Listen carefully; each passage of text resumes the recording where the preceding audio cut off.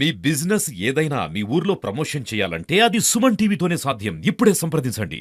Welcome to Suman TV. నేను శంకర్. నల్లగొండ జిల్లా తిప్పర్తి మండలం మర్రిగూడ గ్రామానికి చెందినటువంటి హృదయ విదారకమైనటువంటి ఘటన ఇక్కడ చోటు చేసుకున్నది.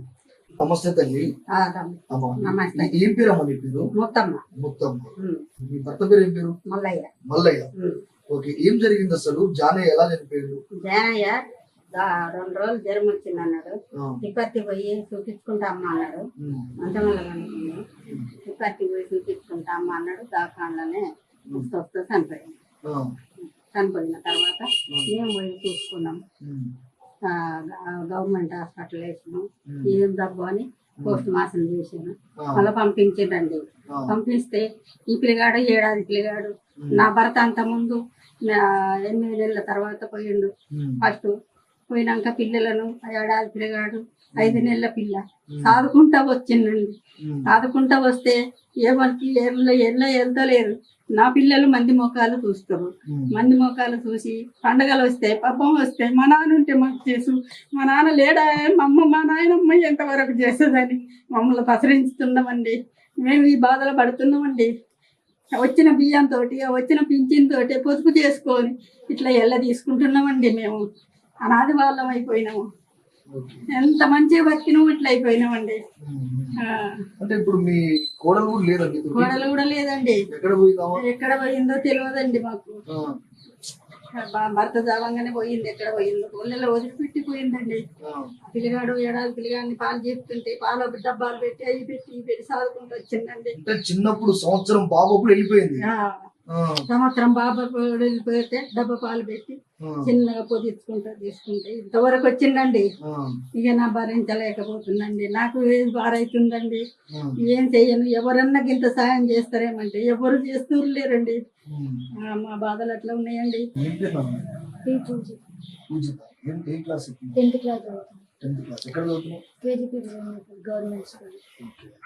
ఇప్పుడు నువ్వు డాడీని చూసినావు?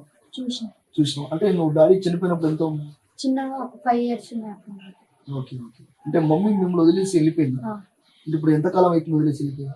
ఒక 10-15 years అవుతుంది. అంటే నువ్వు అప్పుడు 4th క్లాస్ ఉన్నావు? అంటే ఫస్ట్ సెకండ్ క్లాస్ చదువుతున్నప్పుడు. అంటే 4 సంవత్సరాలు ఉన్నావు. ఓకే, 5 years ఉన్నప్పుడు వెళ్ళిపోయింది. ఓకే, ఇప్పుడు అప్పటి నుంచి ఇప్పుడు మొత్తం నాన్నమ్మే చూసుకున్నా అప్పటి నుంచి ఇప్పటిదాకా. ఓకే. అంటే ఇప్పుడు తాతయ్య లేడు, ఇంట్లో నాన్న లేడు, తర్వాత మీ మమ్మీ లేదు. ఓన్లీ ఇప్పుడు మిమ్మల్ని అందరూ చూసుకునేది నాన్నమ్మ ఒక్కతే. ఓకే. అంటే ఎట్లా అవుతుంది? ఎట్లా ఇబ్బంది అవుతుంది? ఇప్పుడు నాన్నమ్మ వచ్చే పింఛని తోటే మాకు అన్ని సాధించడం వల్ల మా చదువుకి ఇబ్బంది అవుతుంది. ఇప్పుడు ఇట్లా పండుగలు వచ్చినప్పుడు కూడా ఏదైనా డ్రెస్ కావాలని అందరూ కొత్త డ్రెస్ వేసుకొని తిరుగుతుంటే మాకు అమ్మ నాన్న ఉంటే బాగుంది అన్నట్టు మాకు ఫీలింగ్ వస్తుంది. చదువుకోవడానికి చాలా ఇబ్బంది అవుతుంది. నాన్నమ్మ వచ్చే 2000 తోటి ఇంట్లో సవాళ్ళకి కూరగాయలకే సరిపోతుంది. దానివల్ల మాకు చదువుకోవాలనే ఆశ ఉంది, కానీ డబ్బులు లేక ఏం లేక చాలా ఇబ్బంది అవుతుంది చదువుకి. అమ్మ నాన్న అని ఎవరిని పిలవాలో కూడా మాకు ఏం అర్థం కావట్లేదు. చిన్నప్పటి నుంచి నాన్నమ్మే చూస్తుంది కాబట్టి ఆమెకి హెల్త్ బాగుండట్లేదు. ఆమెకి ఏమన్నా అయినా మాకు కూడా ఇప్పుడు మమ్మల్ని చూసుకోవడానికి ఎవరు లేదు కాబట్టి మాకు ఎవరైనా సహాయం చేయాలని అనుకుంటున్నాము. చదువుకోవడానికి అయితే మాకు ఫుల్ ఇబ్బంది అవుతుంది. నాన్నమ్మకి వచ్చే 2000 తోటి అసలు ఏమి దేనికి సరిపోతలేదు. నాన్నమ్మకి హెల్త్ బాగాలేక ఆమెకి టాబ్లెట్స్ కార్తికే డబ్బులు సరిపోతున్నాయి. ఇంట్లో సామాన్కే సరిపోతున్నాయి. ఇంకా మా చదువుకి ఎడబెడతాం. అందుకే చదువుకి ఎవరైనా హెల్ప్ చేయాలని కోరుకుంటున్నాం.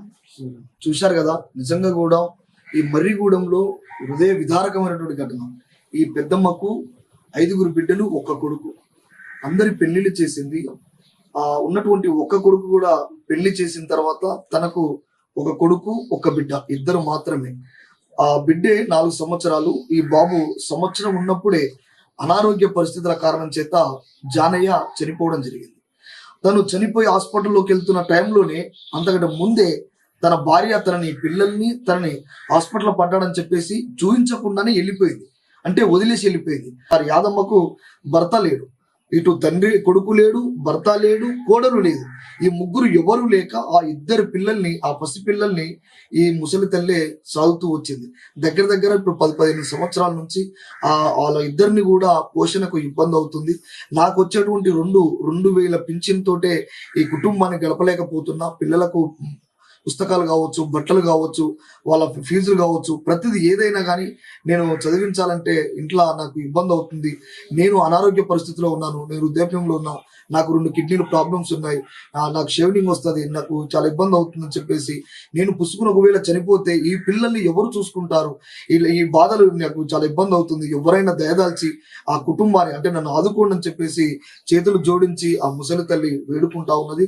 నిజంగా కూడా మనసున్నటువంటి మహారాజులు ఎవరైనా సరే తక్షణమే మీకున్నటువంటి అది రూపాయి కానీ ₹2 కానీ ఆర్థికంగా మీకు ఎంత హెల్ప్ అయితే అంత వీలైనంత వరకు ఈ కుటుంబానికి హాసరగా బాసటగా భరోసాగా మీరే నిలుస్తారని చెప్పేసి మేము కూడా సుమన్ టీవీ ద్వారా వేడుకుంటా ఉన్నాం.